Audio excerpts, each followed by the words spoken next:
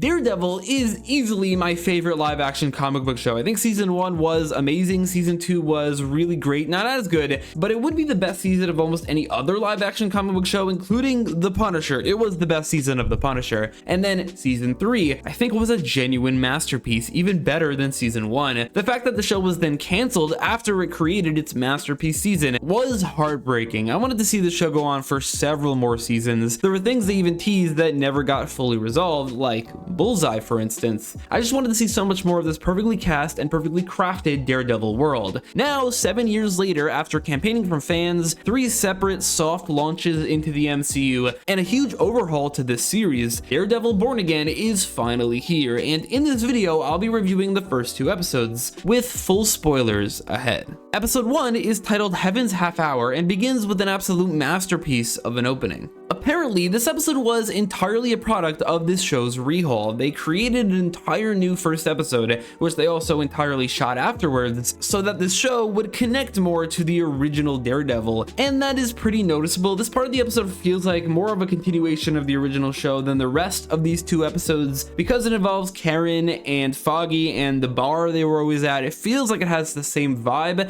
The chemistry between Matt, Foggy, and Karen feel like a direct continuation of the previous series. It feels like this is meant to transition from that original series to this one, while the original version of this first episode didn't even have that. And then Bullseye shows up and also feels like a direct continuation of the series. I don't like this costume very much. I think that if he comes back, which he will, they should give him something better. But this version of Bullseye has all the same creepiness and psychopathy of the original and then of the comics, killing people for no reason. Just in middle of fighting Daredevil, he's like, okay, I'll go kill that guy too, with a fight style identical to the original series of him throwing things, which I always found to be so interesting. Like, it is so unique and so fun to watch. The ensuing Daredevil versus Bullseye fight was also exceptional. Great camera work and choreography, very brutal and hard-hitting. Just a fantastic addition to the already fantastic list of great Daredevil action scenes. It lives up to the original series. But also, this show, at least in this opening, since it's the only time we see Daredevil in these first 2 episodes, improves on the original in making Daredevil feel and look more like Daredevil. His suit is a huge upgrade on the original and definitely better than what he wore in She-Hulk. It really only needs the logo to then be perfect. Matt's movements are also a lot more fluid. He's more acrobatic like in She-Hulk, but it looks a lot better. He swings and flips and poses. It's generally less realistic than the original, but I mean, I don't care. And also barely, they're still huffing and puffing in the fight, struggling to continue and all that. Matt is just a bit more acrobatic, and also aura farms a bit more. Chalk it up to a lighter suit that also looks cooler. I don't care. This is what Daredevil should be. If there was anything the original show didn't do that well, was making Matt feel like the comic book Daredevil. This brings that to the level while keeping everything that made the original show great in terms of the action. Foggy's death, I am torn on. On one hand, it was beautifully done. The music, the camera work, and the acting made for a powerful, emotional scene. It felt like it belonged to a season finale, not a season premiere, but still, definitely a really well-handled scene. I especially loved Matt's reaction, screaming at Dex and not hesitating for a second to push him off the roof. Very powerful moment, and so believably something that would push him over that limit. There's something about a good Matt Murdock Daredevil scream that just always lands so well, and this series, over the course of these 2 episodes, already does that twice. Then Matt punishes himself for that throughout the entirety of the episode, which is also obviously very fitting. On the other hand, generally speaking, killing Foggy and doing it in this exact way is dumb. He was a core character throughout Daredevil. His friendship and then also at times clash with Matt was a recurring and effective through line that elevated the show.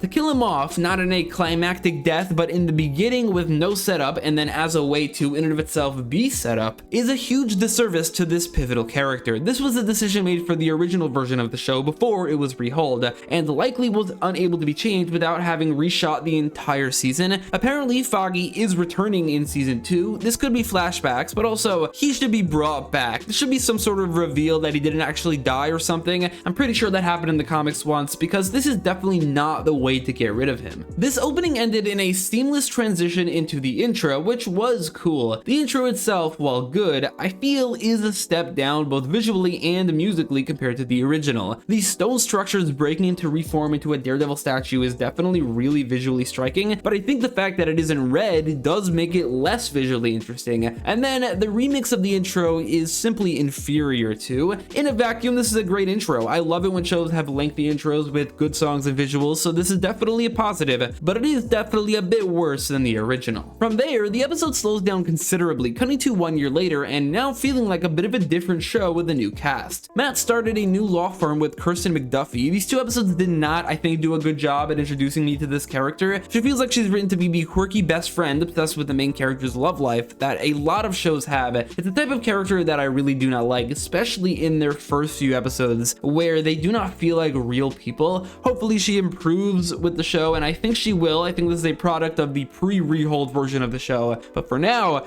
I do not like her at all. The law firm that she comes with also feels so much higher end than we've seen Matt work in up until this point. His apartment is also so much nicer. It makes sense, it's been 7 years, so it makes sense he's become more successful. He'd move out of his crappy apartment, even though that apartment was iconic to the show, and into a higher end office as well. I'll have to get used to it, it definitely feels very different. But honestly, it would have been weird if he was still living in that crappy apartment, as iconic as it was. And then is Cherry, a recently retired police officer who found out Matt is Daredevil. I like the idea of him. So far he hasn't been too impressive of a character, and I wish Brett Mahoney was brought back, but he did have a decent introduction. And then finally is Heather Glenn, Matt's new love interest, and then also the Fisk's therapist. I like her. I think she and Matt have chemistry and she's kind of fun. I'm not overly excited about the idea of seeing the Fisks in therapy, but I am excited for the moment Matt reacts to that. I also do not think Heather Glenn will be Matt's endgame love interest, or however you would call it. Matt's testimony against Poindexter is a pretty good scene. I just always love to see Matt in a courtroom, but I especially loved his reaction to the life sentence that Dex got. Like a sports fan cheering when his team scores a point, the justice system gets an easy win, and Matt absolutely loves it. It's such a little character moment that I am so glad they added because it is great. What they do with Karen here is pretty interesting because I think in the original version of this show, Karen was not to be included at all. They did not consider her a part of this world because technically it was a reboot. Karen is not actually a Daredevil staple in the comics. She died in the 90s, so for her to not be included in a reboot makes sense. However, this is no longer a reboot, so they have to kind of write around that. They shot an entirely new episode 1 that she was included in, but now they have to explain why she's not around until they could shoot new scenes and bring her back. Karen moved to San Francisco, and honestly, while they're definitely going to have to repair her and Matt's relationship, I'm not against the idea of that being her character's ending. I love the idea of a civilian supporting character simply having enough of the hectic superhero world, and so they leave to somewhere else. San Francisco probably wasn't the best choice, seeing as there's 3 or 4 MCU movies that take place there, but still away from the world of Daredevil. I love Karen as a character in the original show. I do not like the idea of her and Foggy being written out of the show from the start. I think that's ridiculous. But even in this rehaul, even after all of these things are repaired, even after she returns, if the show ends with her moving away from Daredevil to San Francisco, for instance, I kind of like that ending. I think it makes a lot of sense. Another product of the pre-rehauled version of the show is that Matt does not suit up again as Daredevil after the opening of episode 1. I think initially what was going to happen is that we were not going to see Daredevil at all until a few episodes in, but they added that original action scene where he does suit up so that we get a bit of Daredevil before we don't for a while, and it is noticeable. But I think that if he returns to being Daredevil in the next episode, which it seems like he probably will, then that's perfectly fine. This episode has an entirely different conflict, and that being Matt's reaction to Fisk running for mayor. Now this is a bit weird. Wilson Fisk in Daredevil is an all-timer great television villain. However, I did not like how he was handled in Hawkeye or Echo. In neither did he feel like the brutal, ruthless, machinating genius that he was in Daredevil. He was more of a big, strong guy, so I was worried that the series would follow that and fail this character. Based on these 2 episodes, I'm not worried anymore. He's back in his element, he's calm and collected, but feels like he could explode at any moment. For instance, there's this guy working for him who it seems like is meant to get on our nerves, but it also feels like he's just there to focus on Fisk, managing to control himself and not beat the guy that irritates him to death. But generally speaking, I think think that Fisk is handled well in these two episodes, better than he was in Hawkeye or Echo. As a viewer, it feels ridiculous that after everything we saw him do in the previous show, what he was also exposed for doing, he's able to run, let alone win, the mayoral campaign. I think these two episodes do generally do a pretty good job of showing how we're not the only ones who think that. There are many people who feel the same way. The police commissioner specifically, man, what a beast. Fisk employs his usual threats, which do work,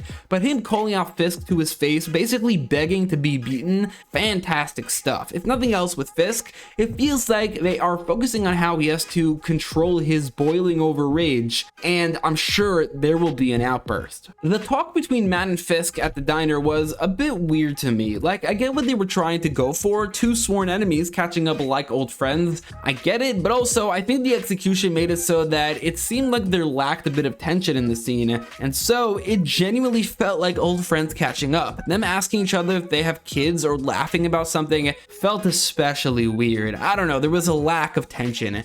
The events of Hawkeye and Echo are both referenced, and I do appreciate that, even if the Kingpin there felt like a different Kingpin. The ending of the episode was also really great. Fisk winning, Matt walking around New York hearing all the differing opinions, feeling like something that could drive someone crazy. Muse being teased, the colors and music, a great ending to an episode with a fantastic opening, and pretty good everything in between. Now, I don't like the idea of Foggy's death, but the execution was pretty great. The opening was a masterpiece, the rest of the episode does slow down, but does a good job at setting up the stage for the rest of the season, and the ending is also really good. There are things I didn't love, but this already feels like a higher quality show than the majority of MCU shows, and a worthy follow-up to Daredevil. I'd give this first episode a 9 out of 10. Episode 2 is titled Optics, and was a tad lesser for most of it, but had a pretty great ending. The episode adds a few more characters to the show, like the previously mentioned badass Commissioner Gallo, but before that, the White Tiger. Following the opening scene of Fisk talking about his victory and referencing Punisher and Spider-Man, we are introduced to Hector Ayala, the White Tiger, who cameoed in costume in the previous episode. This specifically was meant to be the first arc of that original show, Matt defending Hector while dealing with corrupt cops abusing their power, and also the Punisher symbol. There are some good ideas from that original vision, and this arc was certainly one of them. White Tiger is also not exactly a hero we need to see, the Ava version being more popular because she was in The Ultimate Spider-Man, which is a part of my childhood, so he's a great hero to use for this story. The episode does a good job at introducing him, giving him one of the two short fight scenes in this episode. His scenes with Matt are pretty great, his story that is unfolding is interesting, and it all leads to a really fantastic ending for this episode that I'll get back to. Before that though, Matt is shown in court throughout the episode a few times, which is always great. There is nothing special to come out of the courtroom scenes, something the original show had a lot of, but we are just getting started here. This episode also introduces BB Urich and the BB Report, both of which were perfectly fine for now, nothing too interesting done with them,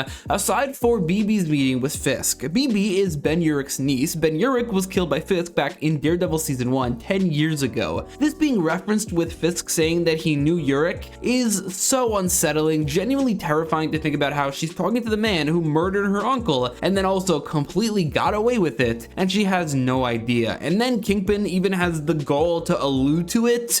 Insane Kingpin energy. Still, even with little moments like that, the episode didn't get really great until the very end, kind of like the opposite of episode 1, which started great. In the last 10 minutes, Matt stalks after the police officer at the forefront of this case, which is already intense. I also love it when Matt uses his enhanced senses to tail after someone, using the fact that he doesn't need to see to his advantage, because even if someone goes out of sight, he sees them just as well. This is broken up by the Fisks in therapy, which again, like I said earlier, is fine, but the idea of Fisk being that close to someone that Matt cares about is definitely unsettling. But then the last 5 minutes are absolutely fantastic, and so classically Netflix's Daredevil. Matt protecting an innocent against the corrupt system, doing his best to keep from becoming Daredevil, but pushed right into having no choice. It is really hard to watch Matt take a beating, all while knowing that he could easily overcome them if he just chooses to, but it does also lead to it being so satisfying when he's forced into that position, as he, very brutally I might add, destroys these two cops. This is a great, very short, but great, super brutal and hard-hitting fight scene. Absolutely love the ending too.